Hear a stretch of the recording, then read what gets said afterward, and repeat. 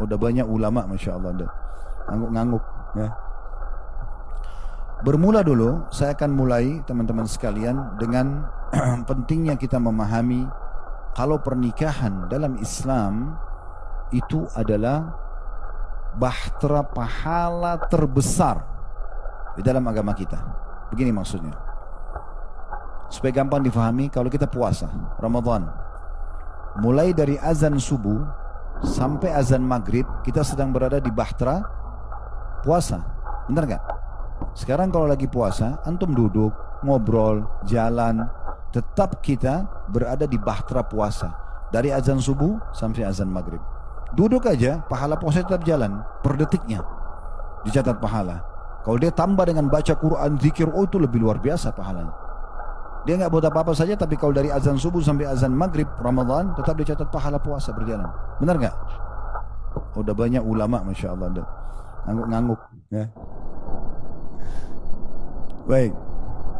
Nah, pernikahan itu, rumah tangga, mulai dari akad nikah sampai salah satunya meninggal dunia, pahalanya jalan terus. Ini bahtera pahala terbesar. Makanya apa kata Nabi SAW, perhatikan hadis yang mulia riwayat Al-Baihaqi dalam Syu'abil Iman, dan ini disahihkan oleh Syekh Albani ya, dalam silsilah hadis sahih nomor 625. Kata Nabi SAW, "Idza tazawwaja al-'abdu faqad kammala nisfad din." Siapa yang kalau seorang hamba sudah menikah, dia telah menyempurnakan setengah agamanya. Falyattaqillah fi nisfil baqi. Tinggal dia jaga bertakwa kepada Allah setengah tersisa. Jadi kita kalau sudah menikah itu setengah perjalanan ibadah kita sudah terjaga. Tinggal setengah yang dijaga. Apa maksudnya? Berarti dalam pernikahan itu luar biasa, kita bisa panen pahala banyak sekali. Makanya saya berikan judul surgaku di rumah tanggaku. Karena untuk cari surga Allah nanti yang abadi, yang Nabi SAW mengatakan di surga itu semuanya mala ainun ra'at, semua akan dilihat oleh mata nanti sana belum pernah mata lihat di dunia, wala udunun sami'at, dan yang akan didengar nanti oleh kuping tidak pernah kuping dengar sebelumnya, wala khatar ala qalbi bashar, tidak akan pernah terlintas dalam benak manusia di surga nanti. Kata para ulama, siapa yang mengejar akhirat, dunianya ikut. Siapa yang mengejar dunia, akhiratnya luput. Dahulukan akhirat, maka akan aman semuanya, tanpa harus meninggalkan dunia. Tapi tunggangi dunia untuk mendapatkan akhirat, sebagaimana Allah sebutkan dalam surah Al-Qasas surah nomor 28 ayat 77. "Wabtaghi fima ataka Allahu daral akhir wa la tansa nasibaka minad dunya wa ahsin kama ahsanallahu ilaik." Al-ayat. Kejarlah apa yang Allah janjikan untukmu di akhirat sana nanti, tapi jangan lupakan bagianmu dari dunia, dan berbuat baiklah sebagaimana Allah telah berbuat baik kepadamu.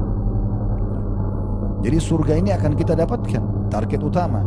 Dan kalau orang sudah berumah tangga, setengah jalan ke surga sudah didapatin. Suami keluar dari rumah, bapak-bapak sini cari nafkah, berfikir ya, meluangkan segala macam energi waktunya untuk mencari nafkah buat keluarga. Pahala 8 jam kerja dengan suka dukanya, panasnya udara, banyaknya permasalahan dihadapi di luar sana, pahala semua per detiknya, semua pahala selama dia ikhlas untuk mencari nafkah buat keluarganya. Seorang istri nunggu di rumah, hanya nunggu suaminya 8 jam, 1 hari, 2 hari, sampai suaminya datang misalnya. Setelah dia bekerja, dia mencari nafkah, dia tinggal menunggu saja suaminya datang, dia tinggal melayani.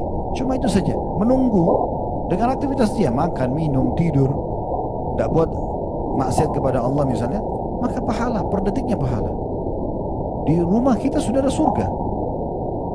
Orang tua dengan anak, orang tua membiayai anak-anaknya, memenuhi kebutuhannya, mengajarkan pendidikan yang positif, pahala semua. Kata Nabi SAW dalam hadis yang sahih, ada 7 hal yang mengalir terus setelah seseorang meninggal dunia, pahalanya. Nomor satunya anak yang saleh. Di pahala besar. Saya sekarang ceramah di sini, Bapak Ibu sekalian, ayah ibu saya sudah di kuburan rahimahumullah. Mereka akan panen pahala saya. Apapun yang saya sampaikan, ayat, hadis, nasihat, mungkin juga Bapak Ibu pulang ada yang bisa mengamalkan ilmunya, terus jadi amal buat mereka. Semua hal-hal yang baik yang kita ajarkan pada anak-anak kita atau tidak kita ajarkan kepada anak-anak kita, selama mereka mengerjakannya dan mengetahuinya, kita panen pahalanya. Kalau misalnya kita ngajarin anak kita sholat, ya nak, makan tangan kanan, minum tangan kanan, ya begini dan begitu kita ajarin adab-adab syariat, dia amalkan, kita panen pahalanya. Tapi kalau ada orang tua, dia tidak ajarin anaknya karena dia jahil terhadap agama, tapi anaknya subhanallah ditaruh di satu lingkungan yang baik, pesantren atau apa, jadi pintar, jadi hafidz Quran, jadi dai, misal, tetap orang tuanya panen pahala. Jadi ilmu orang tua itu kedudukannya luar biasa, panen pahala dari anaknya karena dia ajarin atau tidak ajarin kebaikan. Kalau anaknya lakukan kebaikan, dia akan dapat pahalanya. Kalau mohon maaf, kalau anaknya berbuat buruk, dia ajarkan, dia dapat dosanya. Tapi kalau dia tidak ajarkan, justru anaknya tidak sholat, bohong, dia nasihati, nggak boleh, nak harus gini, maka dia tidak dapat dosanya karena dia sudah ajarkan. Kebaikan dia ajarkan, tidak ajarkan, tidak dapat pahalanya. Pahala besar dalam rumah tangga. Kita balik sekarang, anak-anak pada orang tuanya. Santun, ramah, penuhi kebutuhan orang tua. Doakan kebaikan, panen pahala. Allah mengatakan dalam surah Isra, wala taqul lahumma uffin, jangan ucapkan perkataan ibu ini, ayah ini misalnya. Wala tanharhuma, jangan hardik keduanya. Wa qul lahumma qaulan karima, ucapkan pada keduanya perkataan yang super santun, sangat baik, sangat ramah. Wakhfid lahuma janaha dhulli minar rahmah, merendahkan dirimu dengan penuh kasih sayang pada keduanya. Wa qur rabbirhamhuma kama rabbayani shaghira, dan katakan, ya Allah, kasihanilah kedua orang tuaku sebagaimana mereka mengasihiku di waktu kecil. Pernah ada orang datang kepada Abdullah bin Umar radhiyallahu anhu dan mengatakan, saya sudah buat dosa tidak terhingga, dosa itu sudah susah digambarkan, hampir semua pelanggaran agama saya sudah lakukan, saya sekarang mau taubat, tapi ada percepatan enggak? Artinya saya bisa langsung Allah terima taubat saya, amal soleh saya bisa lebih cepat, di angkanya berlipat ganda. Kata Ibnu Umar, kau masih punya kedua orang tua? Kata dia, tinggal ibu saya, kebetulan ayah saya sudah meninggal. Kata Ibnu Umar, pergi lazimi ibumu itu. Waktu orang itu pergi, maka ada seseorang datang mengatakan, wahai Ibnu Umar, kenapa anda cuma suruh dia, kenapa nggak suruh sholat, nggak suruh ibadah-ibadah, kenapa justru anda tanya ibu? Kata Ibnu Umar, perhatikan pertanyaan dia. Dia mau tobat, dia mau beramal, tapi dia ingin ada percepatan. Apa nih amal soleh yang paling banyak mendatangkan pahala? Maka saya tidak pernah menemukan dalil ada yang mengalahkan dengan bakti kepada orang tua.